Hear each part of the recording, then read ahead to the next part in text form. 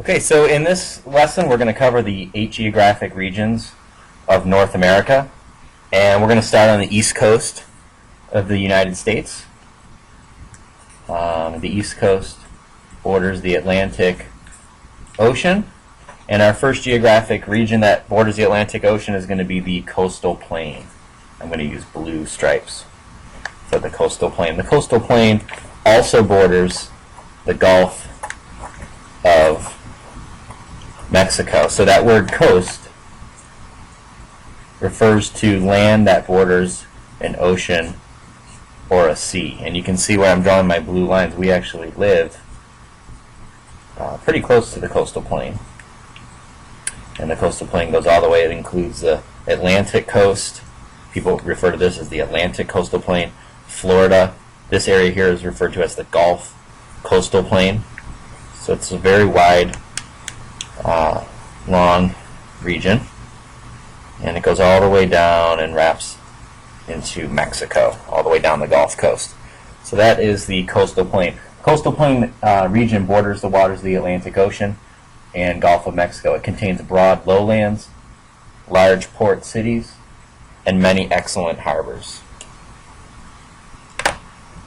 As we move west across the United States, we go west of the coastal plain, the next region that we'll come across is the Appalachian Highlands, sometimes called the Appalachian Mountains. It's this region here. We use orange stripes for the Appalachian Highlands. The Appalachian Highlands are old, eroded mountains. It's actually the oldest mountain range in North America.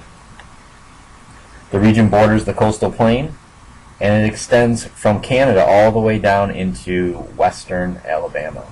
And it includes an area that we actually inhabit or live in called the Piedmont. Okay, Alexandria, Virginia is actually right about here.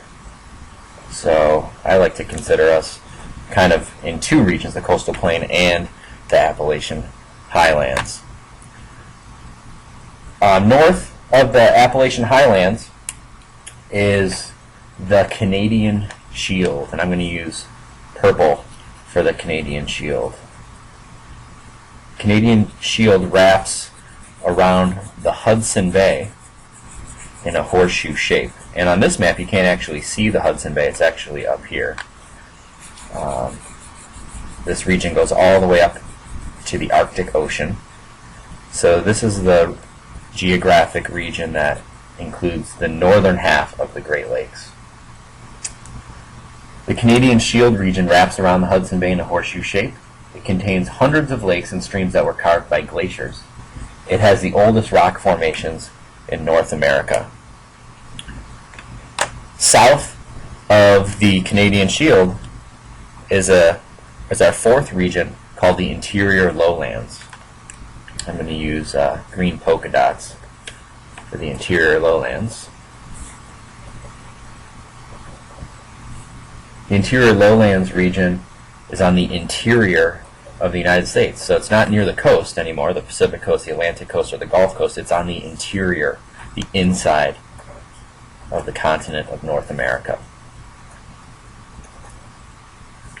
It's east of the Great Plains, it's west of the Appalachian Highlands, and it's south of the Canadian Shield. It contains rolling flatlands, broad river valleys, and grassy hills. And as you can see from my polka dots here, some of the Great Lakes are located in the Canadian Shield, and the southern Great Lakes, Lake Michigan, Lake Ontario, Lake Erie, are all in the interior lowlands. And as I mentioned earlier, as we move west of the interior lowlands, we're going to encounter a region known as the Great Plains. I'm going to use pink stripes for the Great Plains. And there's actually a reason why I'm drawing the pink stripes like this. The Great Plains is a region of dry grasslands, flat dry grasslands. That's what the word plain means, is flat. But they gradually increase in elevation as they go west. So we have a mountain range here, the Appalachian Highlands or mountain range, and then we have an area of low land, and then we go from this lowland to this region over here, which is the Rocky Mountains. So this is flat land that connects lowland to mountains. So it gradually increases in elevation as it extends westward. Don't forget to label my key. Okay, the next region is the Rocky Mountains. And I'm going to use little upside down V's for the Rocky Mountains. The Rocky Mountains are tall, rugged mountains that are high in elevation. They start all the way up in Alaska. They extend south through Canada, and they almost go down into Mexico. This region contains a special land feature called the Continental Divide, which determines the directional flow of rivers. So we have rivers like the Missouri River that start in this mountain range where glaciers are high in the mountains, and they travel south down the Great Plains into the interior lowlands.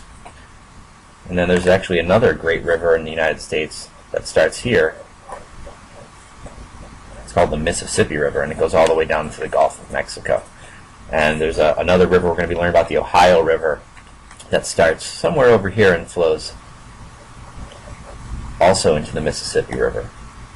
So you can see from the rivers I'm drawing on here that there are mountains in the east, there's mountains in the west, and in these mountains rivers begin, and they kind of go down the Great Plains or down the interior lowlands, and they kind of flow into a larger river, the Mississippi River.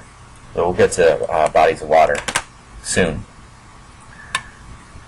West of the Rocky Mountains is something called the Basin and Range. And the Basin and Range is an area of varying elevation. So I'm going to kind of draw these up and down lines so that when I look at my map, I'm reminded that this region, the Basin and Range, is an area of varying elevation. That means the elevation changes throughout the region. And this region includes most of Mexico, as well as a dry region. The Basin and Range contains isolated mountain ranges and varying elevations, high and low areas. It contains a place called Death Valley, which is about up here. And that's actually the lowest point in elevation in all of North America. If we go all the way to the Pacific Ocean, okay, the Pacific coast, the west coast, is very different from the east coast. Remember, in the east coast we had coastal plain, we have flat lowlands bordering the Gulf of Mexico and the Atlantic Ocean.